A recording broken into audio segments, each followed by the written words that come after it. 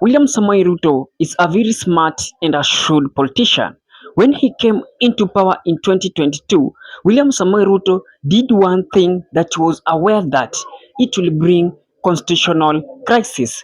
William Samoei Ruto refused to constitute the IEBC, and according to the constitution, boundaries must be reviewed in 8 to 12 years, and the last reviews of the boundaries was reviewed in 2012, meaning that the boundary review was to take place in 2024. But as we speak in 2024, IEBC were not constituted. And now, for William Ruto to succeed what he needed, he has now sent Musalia Mudavadi to now bring something that called referendum in this country. Musalia Mudavadi saying that constitution must be reviewed after 15 years. Where is it written in the constitution that it should be reviewed after 15 years? There is where a red flag is coming in. Just listen to Musalia Mudavadi. Allow me to state, without fear of contradiction, that there is an imperative need for a constitutional review 15 years after the promulgation of the 2010 Katiba. As your leader and son, I must speak the truth about a looming constitutional storm. As a country, we are staring at a massive legal crisis where the 2027 election could be nullified before it even begins. Our 2010 Constitution demands boundaries review every 8 to 12 years. Our deadline was March 6, 2024. We have passed it. We are now in a period of constitutional non-compliance. And in case you are watching us for the first time, kindly please click that subscribe button, then allow the notification buttons to be on. And to the subscribers, I really value for your support. Now, Musalia Mudavadi is alluding that we shall have now referendum inside election if election were to be conducted in 2027, meaning that any person who will be going to vote then should also decide whether certain clause in constitution should retain or should be abandoned completely. And I think that is just a trap for voter turnout. And as Kenyans, we are not going to buy that ideas. We have a lot of things that has happened in this country without even following the constitution. And now William Ruto knows very well that he is making a constitutional crisis. And now he proceeded on. Now we are in that constitutional crisis. There is no amendment or other referendum that we are going to accept as Kenyans. Let's listen to Musalia Mudavadi. You know, as the IEBC is constituted, we are going into a new election.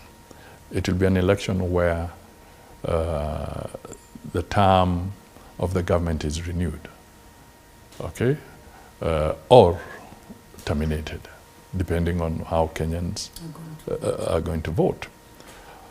But we have an opportunity. We have an opportunity to correct some things, in my view. And this perhaps is the better time, where we can introduce some referendum issues to this election.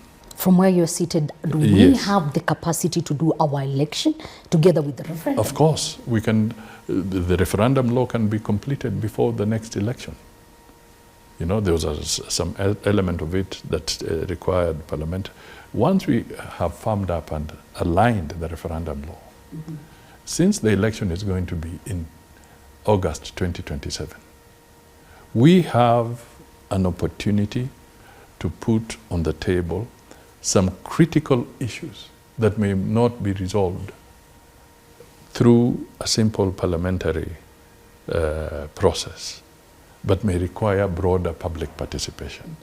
And the broadest public participation is a referendum. Which you think we can achieve in the 2027 election? Yes, and I believe that if we apply ourselves some of the critical issues around the NADCO, this is a good opportunity. First of all, we'll have resolved a constitutional issue. We'll have done it with broader public participation, okay? So that nobody can be accused of this was interfered with or whatever, this is an elitist agenda, this is what. This would be an opportunity for Kenyans to actually resolve some very, very fundamental issues in a democratic way. Once and for all. Is it not going to be extremely expensive for Kenyans? No, it's not. If we work it out well, and you have maybe 3 or 4 very critical issues that you want Kenyans to resolve, when you get to the ballot box, you're already voting for 6 candidates. Remember, you vote for the presidency, you vote for, the whole array, Senate up to the MCA level. What would be difficult in adding 1 or 2 questions? Is it something you're willing to push? I think so. First of all, it would also improve on voter turnout, because if people have been reluctant to vote on the issue of individuals, some just don't want to vote for individuals. But if there are key constitutional issues, this is an opportunity, and there could be no greater opportunity. And guys, from where I sit, I know that these things was well planned and it was well scripted. Kwa sababu in politics, nothing will just happen because it's happening. William Samoei Ruto knows these things very well, and he knows whom shall he use to exercise it. And now, Musalia Mudavadi may come in. As Kenyans, let's also do this without following the constitution. Where were the IEBC to conduct that boundary review in 2020? Now it is 2024, imepita. Now they say they need to do boundary review before they conduct a credible election. They have sensed that when the Kenya Kwanza will fail this election, and they will rush to court to try to turn out the election result.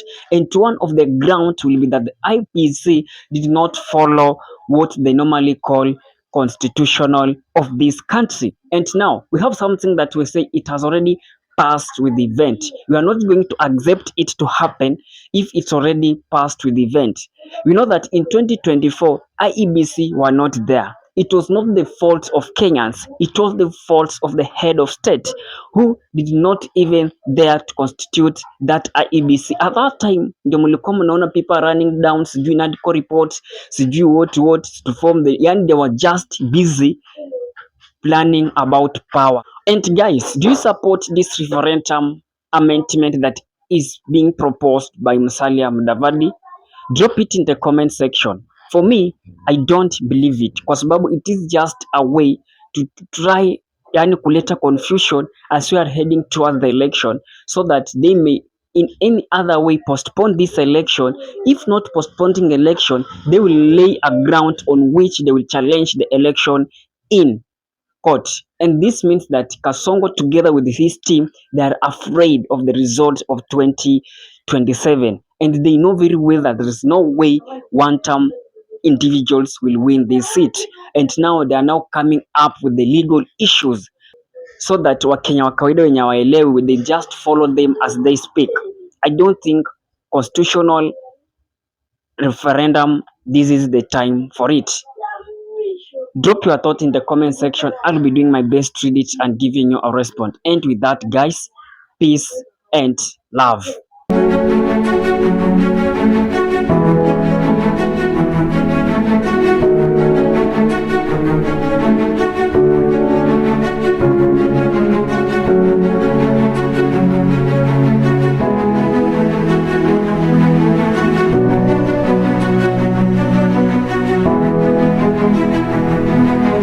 And with that, guys, thank you for choosing Kenya Political Brief as your primary news platform, more so on politics.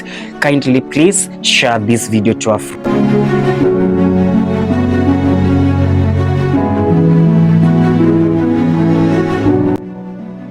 If politics is your passion, this is the place you really wish to be. Kindly subscribe. Bye bye.